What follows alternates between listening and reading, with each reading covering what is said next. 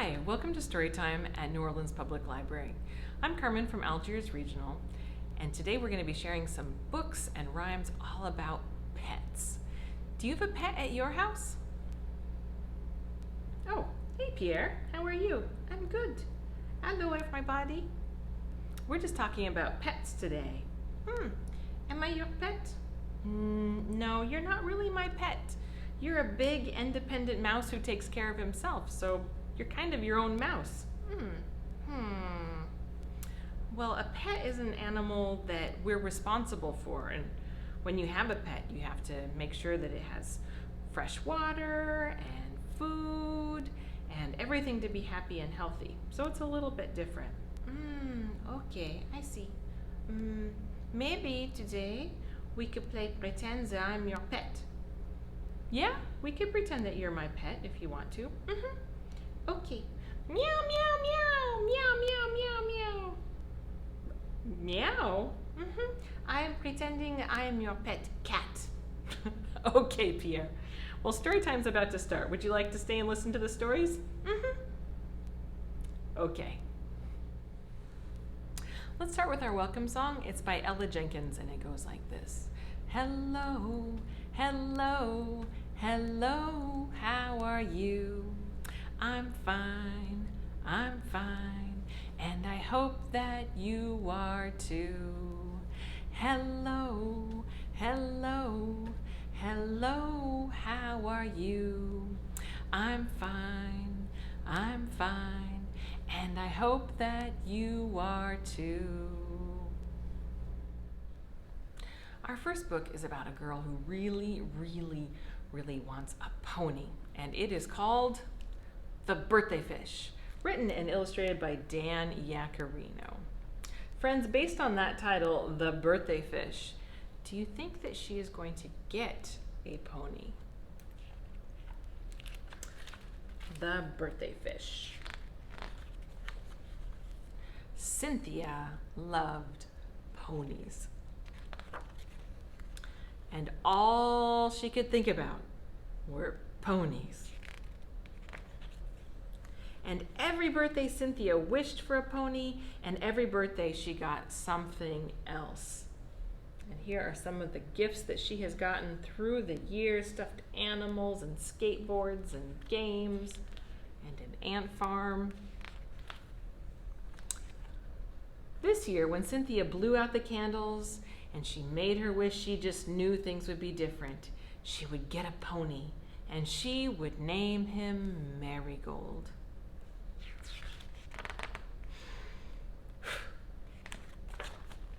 After eating some cake, Cynthia ran to open the presents, and when she saw the gift from her parents, she thought, this must be a very small pony. But it wasn't. It was a goldfish.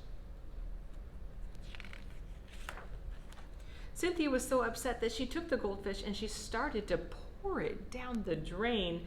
Oh, please don't do that, a little voice said. Cynthia looked around and saw no one. Oh, please don't dump me down the drain, the little voice spoke again. It was the goldfish. And Cynthia told him how she wanted a pony, not a goldfish. And every year she wished for a pony when she blew out the candles on her birthday cake. And every year she put a pony on her Christmas list, but no matter how good she was, she never got a pony. Well, I'm a magical fish, said the little fish, and I'll give you what you wish for if you will take me to the lake and set me free. Cynthia wished for 2 ponies, and she put the fishbowl in her toy stroller, and she set off. The stroller hit a bump in the road that made the goldfish splash about in his bowl. Whoa, slow down, please, shouted the goldfish. And after that, Cynthia slowed down and she watched carefully for bumps. They passed a cat who eyed the goldfish hungrily. Oh my, said the goldfish, I don't like the way that cat is looking at me. And Cynthia crossed the road. They passed some boys playing ball. Be careful, Cynthia shouted. Oh, thank you, said the goldfish. they came to a pet store. "Would you like something to eat?" Cynthia asked. "Oh, if you would be so kind," said the goldfish. And so she bought him some fish food. They walked under the hot sun, and Cynthia placed her poncho over the bowl to shade the fish. She's taking pretty good care of him. At last they arrived at the lake, and they sat and they watched the sunset together. "It's late," said the goldfish.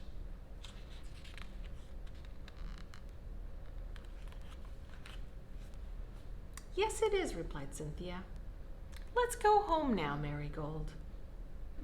And they did. So it looks like she decided to keep her goldfish after all. We're going to sing a little rhyme about Cynthia, but first let's learn how to say fish in American Sign Language. Go ahead and hold up your hand, fingers together on its side. Our thumb is going to be like a little fin, and now we can move our fish through the water, kind of wiggle it back and forth. Fish. Yeah. You can help me out on the chorus. Whenever we say they swam around with a swish, swish, swish, go ahead and swish, swish, swish with your fish along with me. It goes like this.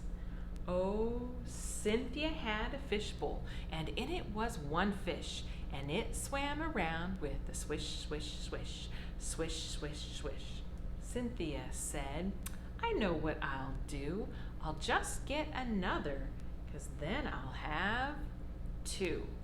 Cynthia had a fishbowl, and in it were two fish, and they swam around with a swish, swish, swish, swish, swish, swish. Cynthia said, "How nice it would be if I just had another, 'cause then I'd have three." Cynthia had a fishbowl, and in it were three fish, and they swam around with a swish, swish, swish, swish, swish, swish. Cynthia said, "If I just had one more, well then I'd have 1, 2, 3, 4. Cynthia had a fishbowl, and in it were four fish, and they swam around with a swish, swish, swish, swish, swish, swish. Cynthia said, "I like to see them dive. If I just had one more, well then I'd have 5. Cynthia had a fishbowl, and in it were 5 fish, and they swam around with a swish, swish, swish, swish, swish, swish. Lots of people have cats or dogs or fish as pets, but sometimes people end up with more unusual pets. And that is what happens to Leonard in Lizard from the Park by Mark Pett. Yes, his last name is Pett, but it's spelled P-E-T-T.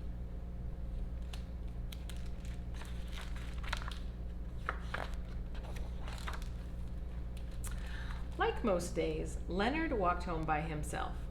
And on this particular spring afternoon, he took a shortcut through the park. And when he got to the deepest, darkest part of the park, Leonard spotted something. It was an egg, unlike any egg that he had ever seen before. So Leonard put the egg in his backpack, and he zipped it up, and he carried it home. He took it to his apartment, which was on the top floor of a very tall building. So that's a clue that Leonard lives in a big city. In his room, Leonard and the egg played together for the entire afternoon, and that night Leonard held the egg close as he fell asleep. In the morning, Leonard noticed something.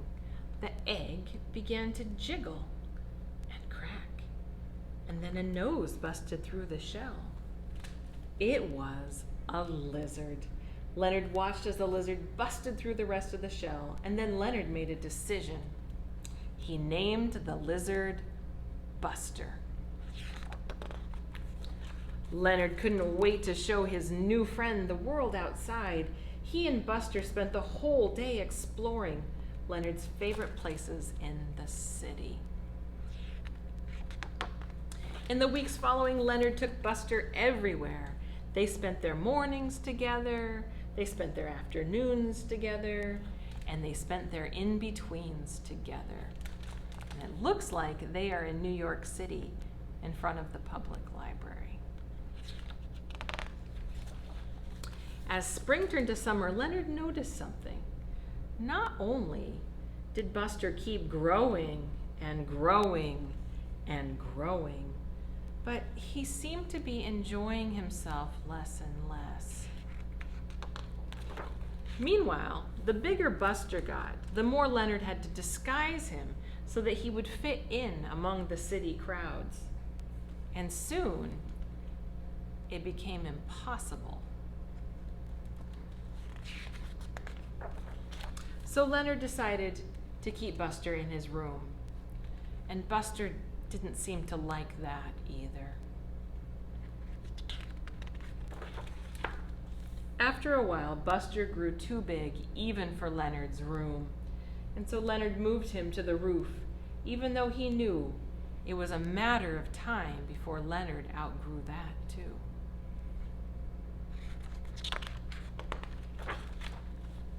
Leonard found himself in a very difficult situation. Finally, he had an idea. He gathered every balloon he could find in the city. Red ones, shiny ones, ones shaped like animals. And he filled his entire room.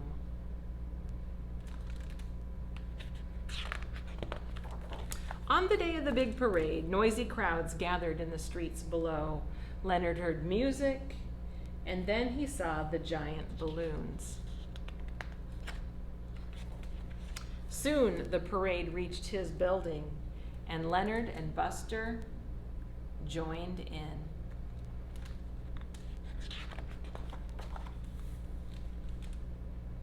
There they are in the parade. Do you think the people below notice that this balloon is a little different? When they reached the park, Leonard and Buster floated away from the parade and set gently down near the deepest, darkest part of the forest, where Buster joined his family. Sometimes Leonard still cuts through the park on his way home, but it looks like now he's not alone. And then sometimes he takes a new way.